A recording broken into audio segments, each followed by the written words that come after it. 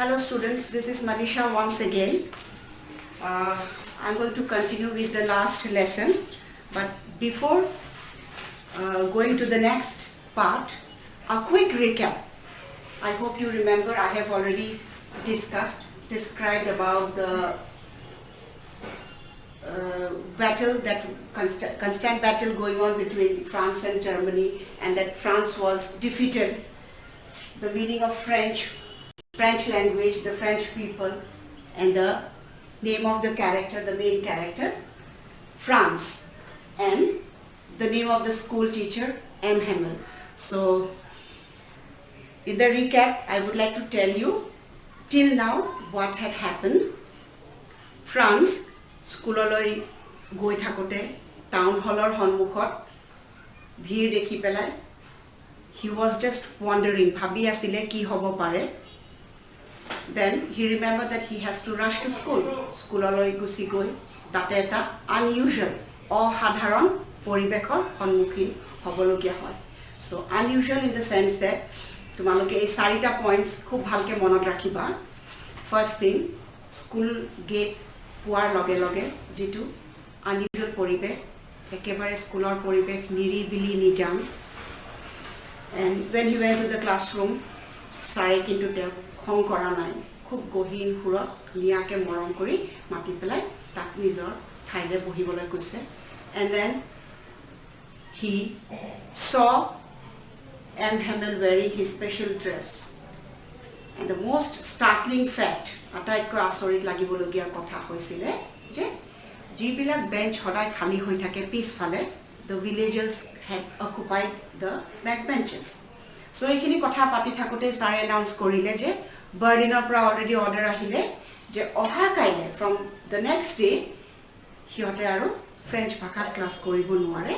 So notun hikhok ahi ase aru from Alsace aru Lorraine ji dukhon district Germany loisile he dukhon districtot ki bhakhat padhan kora hobo Germany bhakhat. And tetia he gotekhini kotha gom pale je why M. Hamel had been wearing his special dress and why the village people were sitting at the back. So ei kotha khini he bhabi thakote while I was thinking of all this, I heard my name called. So tetia narmane tar naam tu mata hol. It was my turn to recite. What would I not have been able to give to say that dreadful rule for the participle all through, very loud and clear, without one mistake. But I got mixed up on the first words and stood there holding on to my desk, my heart beating and not daring to look up. So tar naam tu mata hol aru sobe recite kori kori ahi ase nijor bhagor khini aru etia tar pal asile. Hi bhabisile je moi khub dhuniake recite korim etao bhul nohua koi. Kintu ki hol prothom jetia hi recite koribo loise hi prothom word khinite tar kukuja lagi golle aru tar bhoy and his heart was beating very fast. Tetiai kintu M. Hamel ta khub dhuniake kole, I won't scold you, little France. You must feel bad enough. So moi tomar gali ne paru, moi tiao gali ne paru, tomar sage khub beya lage nohoy. See how it is. Every day we have said to ourselves, bah, I have plenty of time, I'll learn it tomorrow. And now you see where we have come out. So, moi jetia tumaloko khong koru, tumaloko to hosake beya lage, nisoy beya lage. Etia soa ami kenekota porja ahi palu. Ami hodai ama kono, ba amar plenty of time, amar dear homoy ase. I'll learn it tomorrow. Mane ami kali korim. Ami mane ki koru, manhu matro sobore etu sobhabot ase, je amar homoy thakile hobo kali korim.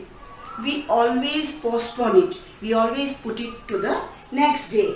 Aru soa aji ami kot ahi palu.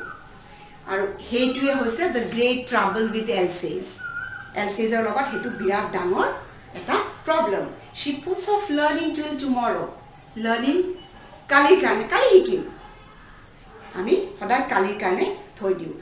Etia now those fellows out there will have the right to say to you, how is it you pretend to be Frenchman and yet you can neither speak nor write your own language. But you are not the worst, poor little France. We have all a great deal to reproach ourselves with.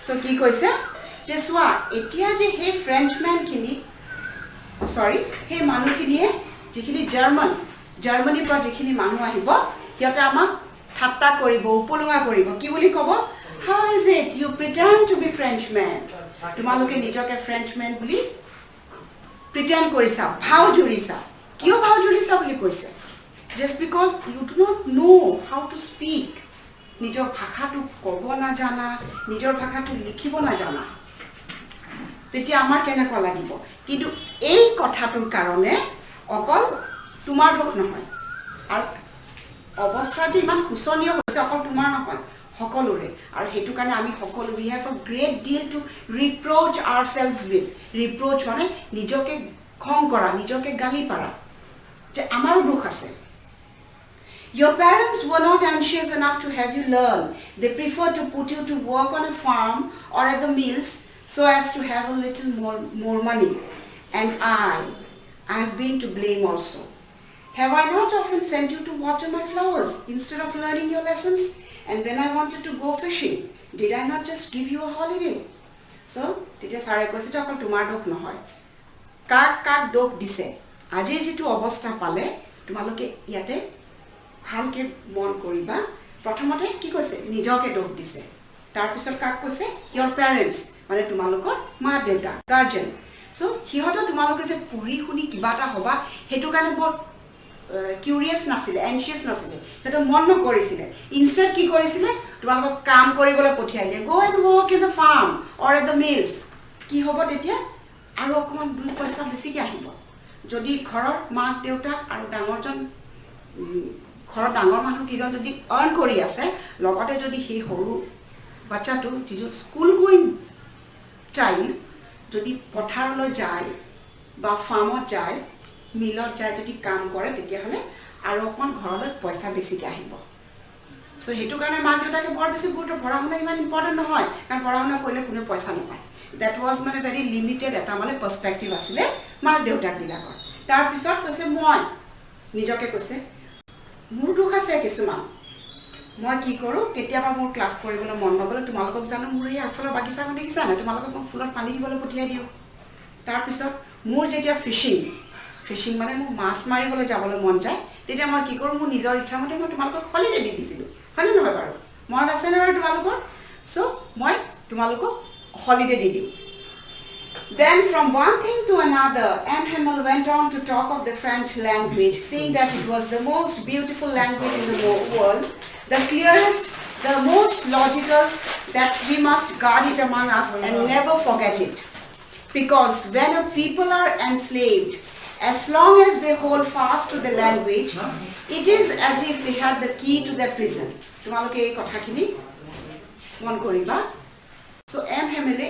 কাৰ দোষ আছে আজি কিয় এনেকুৱা হৈছে ছাত্ৰ ছাত্ৰীখিনিৰ গাঁৱৰ মানুহখিনিৰ যে নিজৰ ভাষাটো আমি ভালকে লিখিব নাজানো পঢ়িব নাজানো এই কথাখিনি এনালাইসিস কৰাৰ পিছত কি কৈছে ফ্ৰেঞ্চ ভাষাৰ ওপৰত তেওঁ নিজৰ যেটো মন্তব্য নিজৰ অপিনিয়নটো তেওঁ দাঙি ধৰিছে যে আটাইতকৈ beautiful language in the world সকলোৰে কাৰণে নিজৰ ভাষাটো কিন্তু আটাইতকৈ সুন্দৰ আটাইতকৈ লজিক্যাল দ্য মোস্ট ক্লিয়াৰেষ্ট খুব স্পষ্ট খুব লজিক্যাল বুলি তেওঁ কৈছে আৰু এতিয়া তেওঁ কৈছে যে ভাষা হৈছে এটা চাবিকাঠি ইটস লাইক এ কি to the prison when a people are enslaved a people মানে এটা জাতিৰ কথা কৈছে যেতিয়া এখিনি মানুহ এটা ৰাজ্য বা এটা জাতি যেতিয়া কোনোবাই সিহঁতক পৰাস্ত কৰে তেতিয়া হলে সিহঁতৰ নিজৰ ভাষাটোৰ ওপৰতো কেতিয়াবা অধিকাৰ নেথাকে আৰু যদি আমি নিজৰ ভাষাটোক নিজৰ মাজত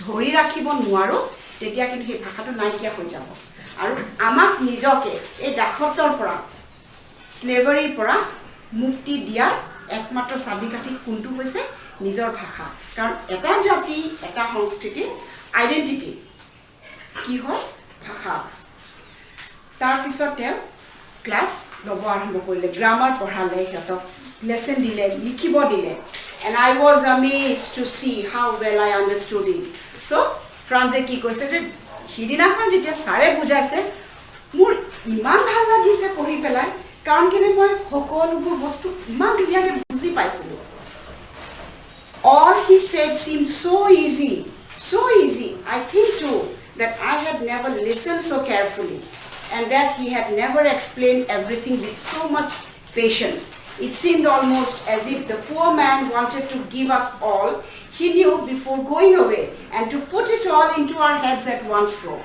So, ফ্ৰান্সে ইয়াতে দুটা কথা কৈছে যেটো স্কুল বিলাকৰ তোমালোকৰ লগতো হয় তোমালোকে সদায় মনোযোগ নিদিয়া হয়নে নহয় যদি কোনোবা এদিন যদি তোমালোকে ভালকে মনোযোগ দিয়া তোমালোকে নকবা যে বাইদেউ বহুত টান বুজি পোৱা নাই হেতু নকবা বা তোমালোকক প্ৰশ্ন কৰিলেও তোমালোকে উত্তৰ দিব পাৰিবা সো কৈছে যে মই যে যেহেতু মই ইমান কেয়াৰফুলি মই শুনিছিলো মই হেকালে সকলোবোৰ বস্তু বুজিব পাৰিছো কাৰণে মোৰ কাৰণে সব সহজ লাগিছিলে তাৰ উপৰি সাৰে সাগে হিদিনাখন আটাই কৰি বেছি কষ্ট কৰিছে খুব ধুনিয়া সহজ ভাষাত বুজাবলৈ তেও বিচাৰিছিলে যে সেই হিদিনাখন হে পাঠদানৰ দিনাখন গুটেইখিনি যিমানখিনি তেও জ্ঞান আছে গুটেইখিনি আমাক এট ওয়ান স্ট্ৰোক একেটা দিনাখন অলপ সময়ৰ ভিতৰতে আমাক গুটেইখিনি দি থৈ যাব আৰু হেতু কাৰণে সাগে সকলোবোৰ সহজ হৈ পৰিছিলে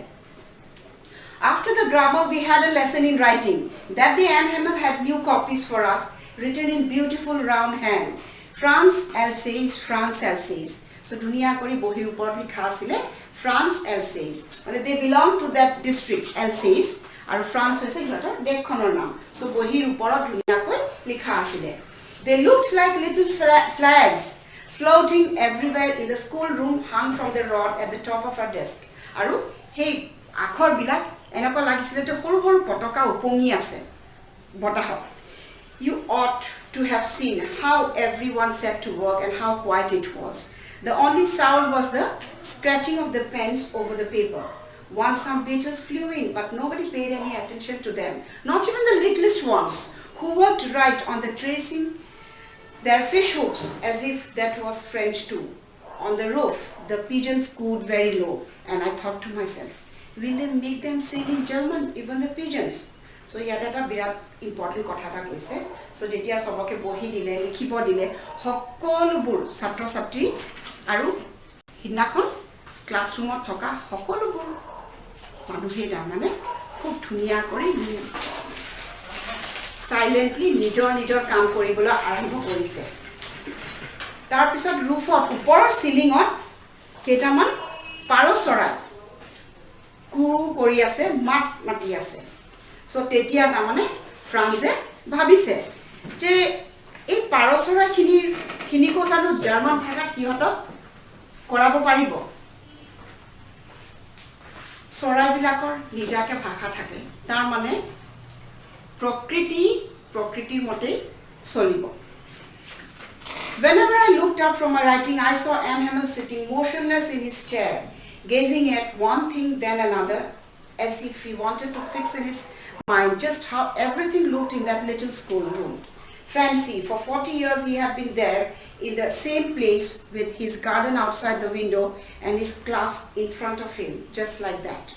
So, France likhar maze maze mudangi saroloke saise, sare classroom protect bostu permanently jate teo smriti permanent hoi thake to make it permanently imprinted in his memory hokolobur bostu teo saise jate teo ei smriti tu teo logot loi jabo pare so just bhabasun 40 bochor 40 long years teo ei kothatute bohi pelai rasane kiman rasani porhale kintu eku holoni howa nai khali ki hoise হলমুখৰ গাৰ্ডেনৰ ফুলবিলাক অকমান ফুল ডাঙৰ হৈ গৈছে যিখিনি গছ পুলি তেওঁ লগাইছিলে হেবিলাক দীঘল হৈ গৈছে the walnut trees ডাঙৰ হৈ ক্লাছৰুমৰ ওপৰ পাইছেগে আৰু যেটো হপ ভাইন লতা এটা লগাইছিলে হেতু খিৰকিৰ ৰেলিঙৰ বগাই পেলাই ওপৰলৈ ঢুকি পাইছেগে সো তেওঁৰ অন্তৰখন আজিৰ দিনত এতিয়া কেনেকুৱা হ'ব পাৰে তোমালোকে অনুভৱ কৰিব পাৰিছানে যে 40 বছৰ দিন এই জাগাত থকাৰ পিছত তেওঁ যে এখিনি এনেকুৱাকে এৰি যাব লাগিব it was very pathetic very traumatic খুব কষ্টকৰ আছিল ছাৰৰ কাৰণে আৰু তাৰ উপৰি ওপৰত ভনিয়েকে ট্ৰাংকবোৰ টানি আছে মানে বস্তুবোৰ পেকিং কৰি আছে কাৰণ কেলে সিহঁতে গুচি যাব লাগিব ইয়াৰ পৰা অহা কাইলে সো এই ভাবটো itself it was very painful খুব দুখ লগা আছিল but he had the courage to hear every lesson to the very last after the writing we had a lesson in history and then the baby chanted there ba baby boo. Down there at the back of the room, old Hauser had put his spectacles and holding his primer in both his hands, spelled the letters with them.